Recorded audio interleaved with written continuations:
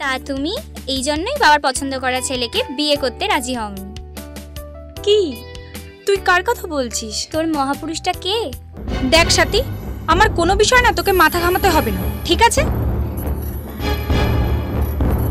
এই ছবিটা যে এঁকেছে সেই ছেলেটা লীলাকে ভালোবাসে, আর নীলাও ছেলেটাকে ভালোবাসে। তো ওদের বিয়ে দিতে তোমাদের খরচ তো হবে না? এবার বুঝলে?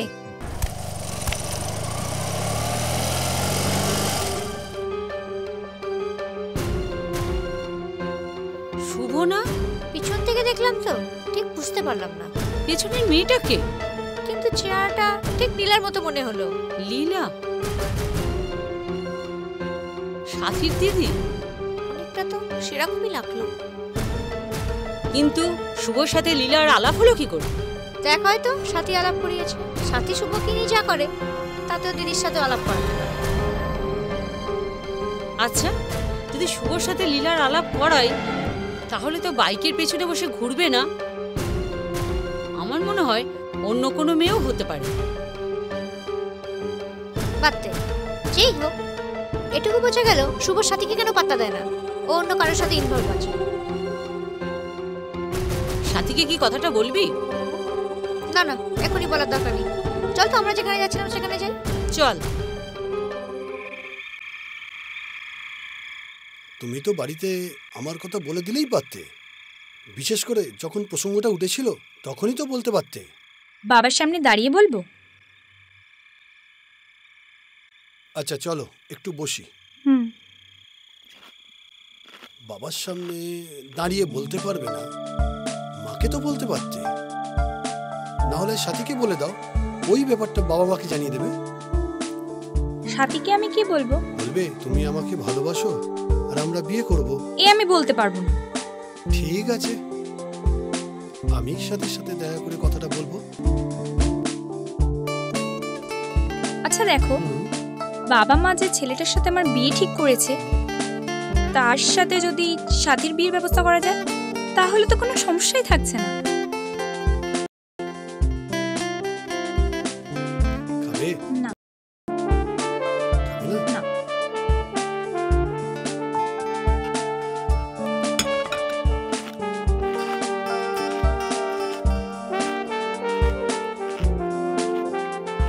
তুমি বাড়িতে বলো সে কথা।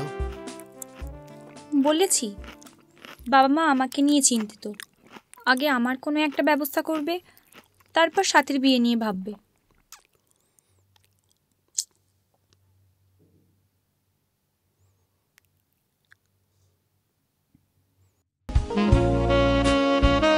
ঠিক আছে, আমি একটা ব্যবস্থা করছি। তুমি কি ব্যবস্থা করবে শুনি? কি ব্যবস্থা করব? তোমাকে বিয়ে করে সোজা তোমাদের বাড়িতে গিয়ে উঠবো।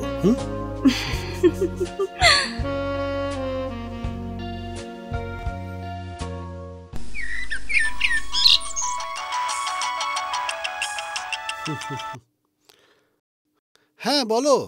কোথায় আছো? একটা কাজে যাচ্ছি। কেন? না এমনি, তোমার সাথে খুব কথা বলতে ইচ্ছা করছিল তাই ফোন করলাম। ঠিক আছে, খুব শীঘ্রই বিয়ের ব্যবস্থা করছি। তখন সব সময় আমার সাথে কথা বলতে পারবে। তখন আবার বিরক্তি আসবে না তো? কোনো দিনও না।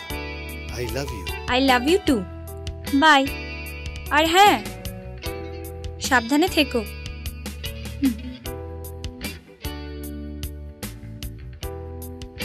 তা তুমি এই জন্যই বাবার পছন্দ করা ছেলেকে বিয়ে করতে রাজি হওনি?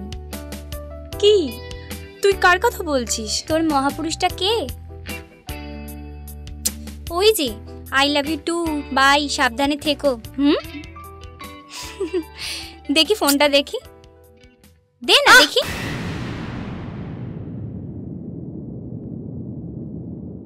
তোর আমাকে বলতে কি অসুবিধা?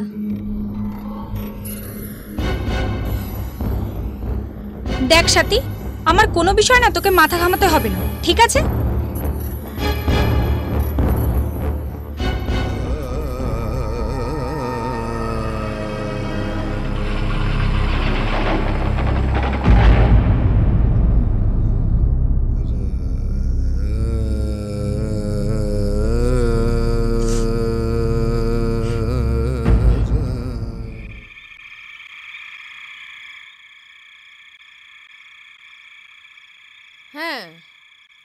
হঠাৎ করে জানতে পারলে ওর খারাপ লাগবে। খারাপ লাগবে না, ও মনে আঘাতও পাবে।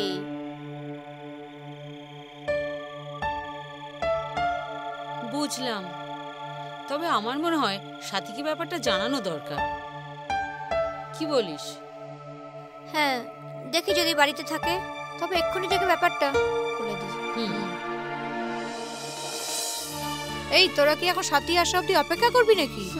তা নয় তো কি, যদি কাছাকাছি থাকে তাহলে ওকে এক্ষুনি ডেকে পুরো ব্যাপারটা আমি বলবো। তাহলে তোরা থাক, আমি চাই, আমার একটু তাড়া আছে। আসলে বাড়িতে একটু রিলেটিভ আসার কথা আছে। ও আচ্ছা, তাহলে তুই যা, আমরা দাঁড়াচ্ছি। ঠিক আছে, আমি তাহলে আসি। হুম। আরে শোন, সাথী কি বললো আমাকে জানাবি কিন্তু। বাই। টাটা। হ্যাঁ, টাটা। হুম। ও। কোথায়? আমি আর জয়িতা পার্কে আছি, তুই তাড়াতাড়ি চলে আয়, তোর সাথে অনেক কথা আছে। হ্যাঁ হ্যাঁ, এক্ষুনি আয়। দেখ সাথী, শুভ তো তোর সাথে কোনোদিন সেইভাবে মেশেনি, ও জাস্ট আর 5টা বন্ধুদের মতো তোর সাথে মিশেছে, সেই জন্য টেনশন করার কিছু নেই। হ্যাঁ হ্যাঁ, এটা নিয়ে অত ভাববার কিছু নেই। না না, আমি সেসব নিয়ে কিছুই ভাবছি না। আমার শুধু অবাক লাগছে, শুভ বা লীলা দুজনেই ব্যাপারটা চেপে গেল। আচ্ছা, আমাকে বলে আমি কি ওদের বাধা দিতাম বল?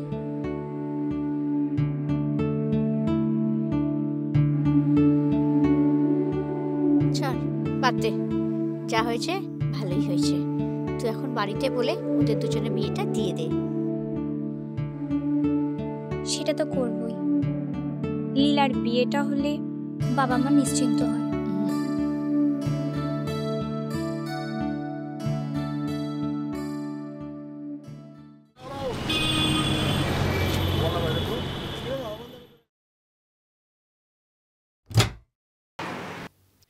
ও মা, সাথী, এসো এসো এসো, যাও শুভর ঘরে যাও, শুভ ঘরে আছে, এসো। আপনি ভালো আছেন হ্যাঁ মাসিমা? হ্যাঁ হ্যাঁ, ভালো আছি, তুমি ভালো আছো? এসো। হ্যাঁ।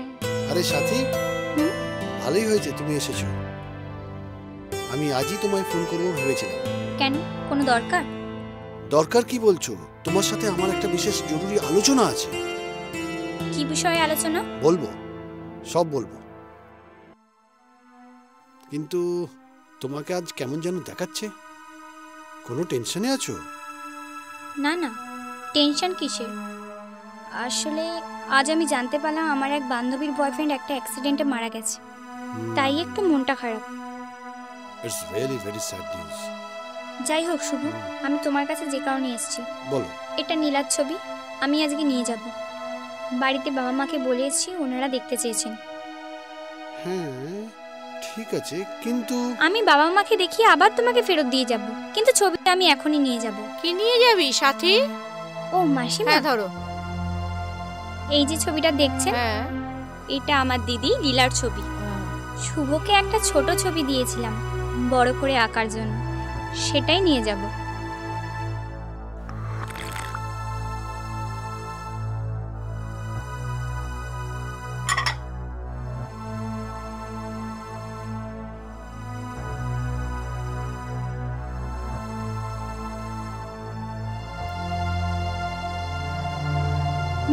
ধরো। হ্যাঁ, এই পিনগুলো ধরো।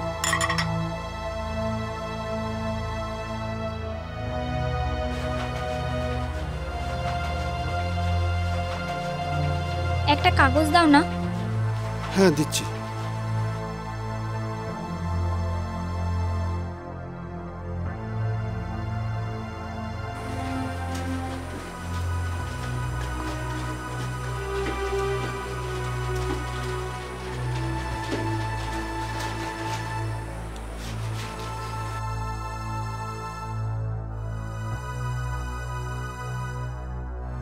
আসছি মাসিমা। ঠিক আছে। আসছি শুভ। আচ্ছা এসো।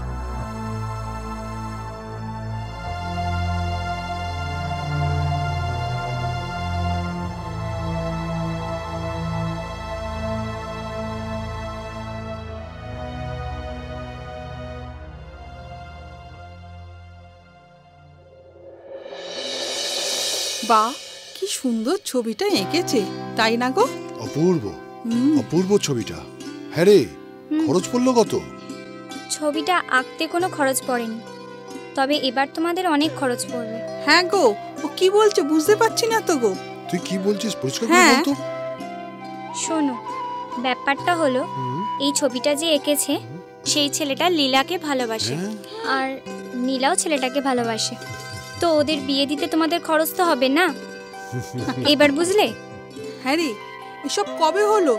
তুই তো আমাকে কিছু বলিসনি, আর লীলাও তো কিচ্ছুটি আমাদের জানায়নি। আমি যবে জানতে পারবো তবে তো বলবো। তা আমি আজকে জানতে পারলাম তাই তোমাদের আজকে বললাম। তবে এই ব্যাপারটা লীলা আমাকে কিছুই বলেনি, আমি জানতে পারলাম। তবে ছেলেটা ভালো, প্রফেশনাল আর্টিস্ট। বাবা নেই, ছেলে আর মা, নাম শুভাশিস মুখার্জি। আমার সাথীমা ডিটেকটিভ হলে খুব নামডাক হতো। এই তো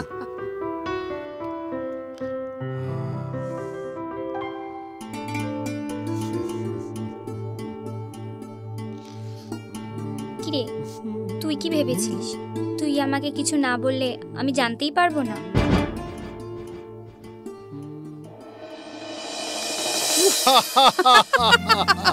লজ্জা পেয়ে গেছে। একেবারেই ঠিক বলেছো।